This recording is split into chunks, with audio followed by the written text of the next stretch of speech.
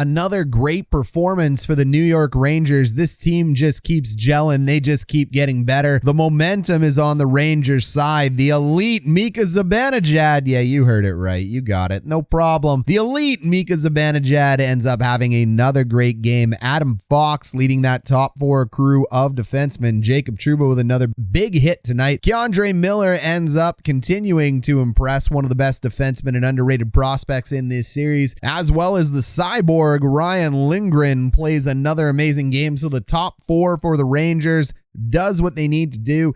Chytil and the kid line continue to heat up. No pun intended. Really nice job done by Kappo, Lafrenière, and Chytil. Really nice work up there. Look, the Lightning had some battle back into them. They made this really close. That was a hell of a last 2-minute rush there. They end up scoring to make it 3-2. But Igor Shesterkin stands on his head when he needs to, and that's the key. He stops a massive breakaway there in the first.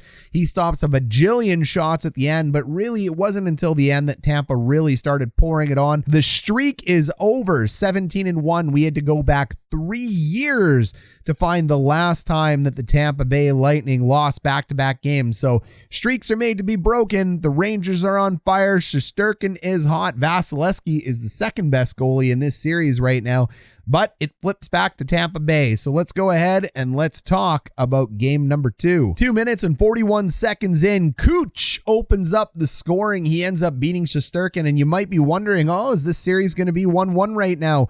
When your best player off the power play like Kucherov ends up starting that way, you know that is a hot start. It was really well, but Tampa Bay couldn't keep themselves out of the box with chintzy little calls there. They end up taking 8 minutes worth of penalties in that, and I don't think this was an 8 minutes that Tampa Bay wanted to take or really could afford. The first play or first goal of the game comes on the fact that Pat Maroon ends up baiting Ryan Reeves into the box, so a little bit of pushing and shoving off the draw. This is the job of the two fourth line juggernauts. Both of these guys are the tough guys for their team. They're character guys for the team. They're beloved in the league, but Pat Maroon gets the better of Ryan Reeves because the gloves aren't dropped. The referee gets involved. The linesman, I should say, gets involved, and the referee puts Reeves in the box for slashing. Interesting call, and Kuch makes them pay. But after that, it's 4 straight penalties for the Tampa Bay Lightning and that deadly New York power play. You want to stay off of it. Look, I know the Lightning are a good team at killing penalties, but at the end of the day, it's hard to catch up on a game when you're behind if you're in the box. So we get a roughing call, we get a slashing call, we get another roughing call and a tripping call. 2 roughing calls in the game is 2 roughing calls too many when you're down and you're looking to score. The first period is marked by pure Ranger dominance in both the shot count and the way it was played. I felt they end up getting out of there 2-1, and it really felt like we were going to get more goals in the second. Look, I'm not knocking either team, but that was the most boring second period I think I have seen in these playoffs since the Dallas-Calgary series, but that's all right. We make up for it in the third. The key, though, to that second period is that the Rangers still got 14 shots. They were peppering, but Vasilevskiy finally finds his game. Tampa Bay steps it up in the third. Why? Turtle shell defense, prevent defense, whatever you want to call it, 1-4. New York loves doing this when they have the lead. It's worked. I mean, you can't say it hasn't. They're this far into the playoffs and they're 2-0 against Vasilevskiy and the Bolts. I don't love it. I think gas all day, baby. But Gallant has coached his team this way. It's worked. 14 shots to 6 in the third. But really, this period was split into 2 halves. The first 10 minutes of the period I felt was played completely in the neutral zone there. The Rangers do a really great job keeping most of those shots to the outside for the Tampa Bay Lightning. But with 10 minutes left, the Bolts started heating up, and at any point in time, the Bolts can win. In my opinion, the Bolts played 30 minutes of a good game, and they played 30 minutes of a so-so to a game. The Rangers, on the other hand, played 60 minutes of Ranger hockey, and Ranger hockey is going to win you a lot of games at this point in time. And I love that the 4th youngest team in New York, and thanks to everybody there in New York that commented and let me know about the parade route in New York. I just learned that that's where ticker tape parades came from. I've heard about it the whole time, had no idea it was Broadway and the Canyon of Heroes. So big assist to New York fans. We really appreciate you letting us know that. I love the interaction down below. Speaking of interaction, continue to comment down below. It spreads the love for this channel, Rangers and Bolts fans. We have a lot of both of you here. As we head back to Tampa Bay, I want to know, who do you got in Game 3? Let me know down below. Who do you got in Game 3? What's the score going to be? What do you think this series is going to end at? I love seeing people's predictions as they go. Drop the LFGs down there below. Let me know if you're for the Rangers, for the Bolts. Come join our Discord. We just hit 300 members. That's crazy. Come on in. It's free. The link is down below. We want to chat with you. And do the natural, the organic. Hit the thumbs up so we can spread this video. Go ahead, join, hit the subscribe button down below. All of that is free. And if you want to get in touch with Coach Ryan D and sponsor the channel further, you can go ahead and drop a super like down below. If you like all the content that's been coming your way and you want to throw a tip, or join the members page, there's a couple great perks there down below. The coaches staff, it's been growing. It's been awesome having these guys here. So big shout out to everybody here on the coaches staff. We had a live stream today. Amazing Kook ended up joining it. Lance was over there. Thanks for being there. Gannon, we ended up having a tasty snack. You had to step away for a celebration. So Snack, I hope your celebration tonight was awesome. Thanks for being here as well too. Thank you to all our lower bowl members as well too. Gary for moderating from a bar. He's up there in New York. He's moderating on his phone for me from a bar. I really appreciate that. Mick, MT, everybody down below in the lower bowl. I really appreciate every single one of you being here. You guys know I love to take a look at dangerous chances here, and you can see when you look at Tampa Bay, not a lot of those shots were actually in tight. So yeah, Tampa Bay ends up jacking up the shot count, but really it wasn't until the end of the game that you ended up getting a bunch of shots around the net there. So Igor Shesterkin was great, but if Igor can see it, he's going to stop it. A lot of these pucks that end up on the outside, not going to be huge. The Rangers end up getting through 28 shots, but there's a lot of blocked shots here, isn't there, for the Bolts?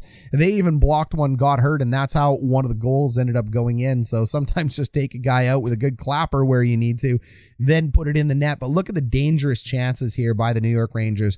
They may not get the most amount of chances at times, but these are the types of chances you want. This is how you're going to score on a guy like Vasilevskiy. Love to check out the high danger chances here. You can see there was 11 high danger chances for the Lightning. We move over, you can see 9 high danger chances for the Rangers. This game actually is supposed to be 1.76 goals for the Rangers.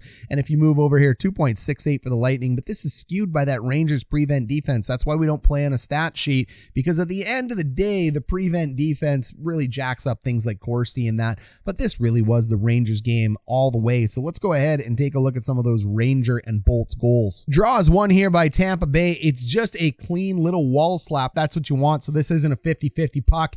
Tampa's going to end up moving it over to the top, and Cooch is going to do what Cooch does, which is get into great shooting position, and he's going to beat Shesterkin for the first goal after the Ryan Reeves slash call. We end up seeing that puck go to the top here. I mean, Victor Hedman moves it over to Cooch. He's so fast in the way he moves the puck. Cooch with just a quick little stick handle here, and he's going to end up putting this one on net. It's a slight deflection here. It ends up going in. Deadly, deadly shooter in Kucherov there. Really tough when you end up widening the zone this way, like we talk about. So if you go north to south, you win a draw, you widen the zone. That's how you score goals. And we've been talking about it all playoffs. You score on the power play, you score off draws. Well, this one is scored on the power play off draw.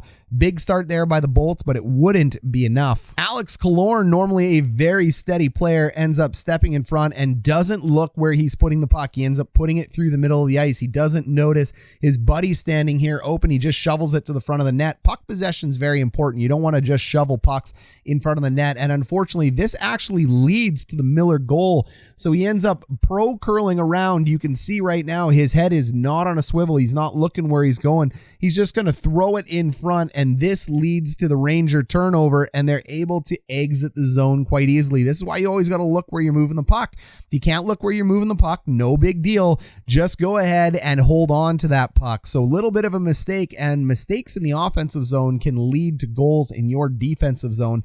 And that's what ends up happening here. Some really beautiful, nifty passes fantastic. Beautiful zone entry here by the Rangers. I mean, Tampa Bay has numbers. Look, they have 2 here, they have 2 here, they have the 4-on-2, but they back in too far into the zone. You shouldn't be backing in and containing at this point when you have numbers, but this is also the skill of the Rangers to be able to move in on players like this.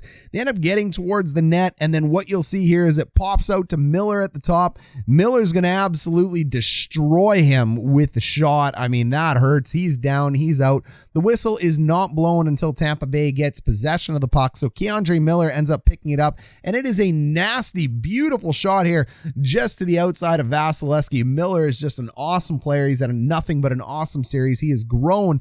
People have asked me what the ceiling is for Andrei Miller. Andrei Miller can go as high as he wants to go. This guy is really developed at 22 years old. Just a standout stud right now for the Rangers. Game-changing save here for Igor Shesterkin, 2-on-1. What does Stamkos do? Drives the mid lane. You always have to drive that mid lane. Once you got ice, once you got the zone, you want to be able to drive that mid lane, whether it's a 2-on-2, 3-on-2, doesn't matter. Stamkos beats him with speed. Just a little bit of an area pass here. What an area pass is, you're just leading your player, hope he gets in.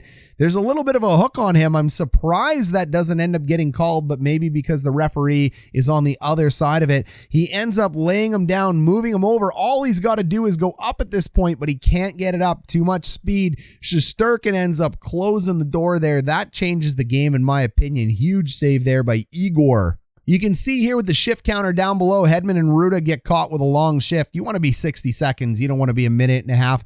The puck ends up moving over here to Alexis Lafrenière. Lafrenière is going to make a beautiful shot here in on the net. Vasilevskiy makes a huge save. This is really tough. It crosses the Royal Road. Vasilevskiy has to move over.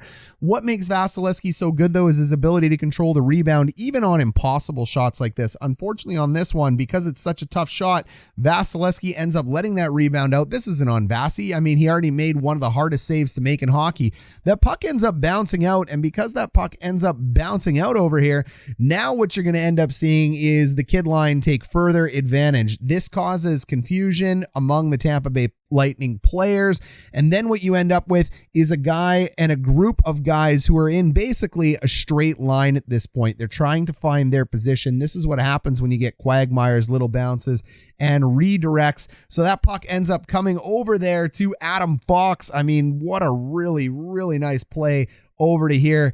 It's Chytil over to Fox. He's going to make it across the Royal Road again. There is nothing Tampa can do. They're completely out of position at this point in time. They have 3 up top. Not much you're going to do with guys who are tired, running around, rebounds. I love that move by Fox. Did you see that nifty little move? The guy is always a goal scorer. He is always elite. He ends up laying him down, getting him out of position, and there is nothing Kakko has to do but put his stick on the ice and tap it in behind Vasilevskiy. Fox, Zabanejab, Kappo, Chytil, everybody gets in on that one. What a great job by the kid line and Adam Fox. Second period here, you can see Vasi. Look, it's a breakaway. Vasi makes a good save. That puck ends up sticking under his pad. Vasilevskiy has no idea where it is, so he actually ends up standing up, even though all he's got to do is remain down. He thinks it might be under him or behind him, so he ends up lifting his pad, looking for that puck, thinking maybe it's behind me. A beautiful little hand shovel out there by Corey Perry, and people might be wondering, hey, I thought you can't touch the puck in the crease. That rule is dead, so as long as you don't palm the puck in the crease, you can use your hand to keep it out. There's a Quagmire in front of the net. Everybody keeps battling at this point in time, but Tampa Bay keeps it out. Nice job there by Corey Perry and Vasilevskiy. You've seen me talk about this before. Victor Hedman, we have picked on some elite defensemen in these playoffs. He ends up just wrapping this puck around the boards. You never want to just wrap pucks around the boards at this point in time if you're a defenseman. It's not the ideal way to go. As he's wrapping it around, what you're going to see is that puck ends up to the point here, and as it's coming near the point, there's just a really high skill play here in order to get the puck out. So beautiful little pop here, ends up moving out. I like it, but as he's going down, he ends up losing his balance a little bit. A little bit of a lean. It ends up banking here off a Ranger, and this is just an unfortunate turn of events. This is why you don't want to just be wrapping pucks around the boards if you're a defenseman. This is going to cause an odd man rush at this point in time. Zabanejab ends up picking up the puck and just fires an absolute bullet beating Vasilevskiy at this point in time right now. Zabanejab, Mr. Elite himself. Hey, look, we got new information. I'm with you guys now. Guys elite, hairs in the wind, beauty goal, beats Vasi. Let's zoom in. Let's take a look at some of the skill he used on that shot. This is such a great angle here. This is just a goal scorer's goal. This is so new. I mean, this has only been about 15 years in the NHL. He's on 1 foot. He's got his stick pointed in the right direction. It's a very hard weight transfer at this point in time when you're in this, but it's going to fool a goalie. It's going to fake out a goalie. But the key you got to take a look at is, look, Vasilevskiy's got him aimed up, but it's almost a half like the way he's looking him off, because goalies are watching the puck. They're also watching the eyes. The goalie they just have to think this can be a pass. It's such a tough scenario for a goalie. Do you take the shot? Do you take the pass? Well, he ends up letting that off his stick just as quick as he can, beats him in the top corner here. Not much you're going to be able to do about this as a goalie. Just Zabanejab continues to become one of the best shooters in the playoffs here. Everyone is selling. Nice job there by Zabi. The Rangers get caught on a change here with 2 minutes left. So the Rangers end up getting caught. Kucherov ends up carrying the zone here for Lightning along the blue line. Kucherov does work by moving it over to the wall. And then all you see here is Nick Paul wide open. It's just a quick little tic-tac-toe pass. That crosses the Royal Road once, twice, and Nick Paul is going to carry it across a third time. That's 3 angle changes that Shesterkin has to make. I don't care how good you are, to make 3 different angle changes at 180 degrees that many times, it's going to be pretty tough. Igor almost has the save. He goes full splits there, but Paul walks around him. 2 minutes, 3 seconds left. You're thinking maybe there's a chance. Let's watch the brilliance here that is Igor Shesterkin. I mean, it's Kucherov with a puck. He's always going to be deadly. You can see he's got a little seam here. He's going to put it over to his partner. Unfortunately, they end up going wide on this play. I mean, this was exciting. I thought the Bolts had the tie. I thought we were going over to overtime. I thought this was an incredible save by Shesterkin. It's not. It ends up going wide. That's all right. Kucherov ends up on the puck. He ends up retrieving it, moving it back to the front of the net. He doesn't actually end up going over to Hedman, and because he doesn't go over to Hedman, he traps all 4 of these New York Rangers up high. Everybody thinks he's going to end up going up high at this point. He's a shifty little guy, that Cooch. He ends up putting it in on Shesterkin. Shesterkin makes a big save here at this point in time. It's going to pop out for just a nasty rebound at this point in time. So how can you be on the back door twice with an absolutely wide open net and not put it in? This needs to go in the net. You have two gifts from the hockey gods, but nope, that puck doesn't end up going in. It's loose. They're unable to get on it, and that is all she wrote. No, it isn't, because Kucherov gets one more shot. Pass over here, tip, but it is a fluttering puck that is not going to get through there. You can't say Tampa Bay didn't have their opportunity here to tie it. At some point in time, you go, all right, Igor did great, but you know what? You got to hit the net, and this one misses the net. You have another one that goes wide on the net, so you just didn't get as many chances as you should at that point in time. You should be able to bury these. The Tampa Bay Lightning don't. That is the end of the game for the Bolts.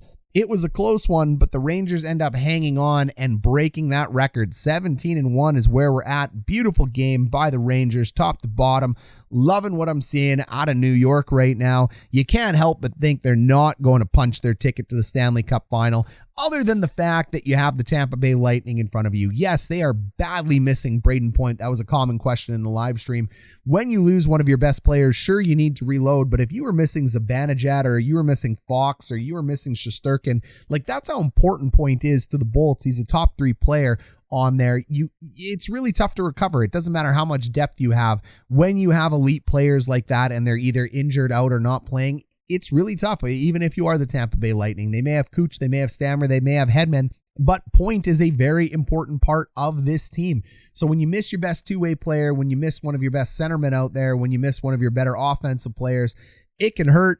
I think this one is hurting the Bolts at this point in time, but I do think the Bolts will end up taking game 3 at home. So you guys let me know what you think. Hey, maybe it could be a Rangers sweep. Who knows? And don't worry, I can't jinx it because I'm a Jets fan. If you're a fan of the team, you can jinx it. If you're not, you're just saying stuff, aren't you? We'll catch you in the next one, guys.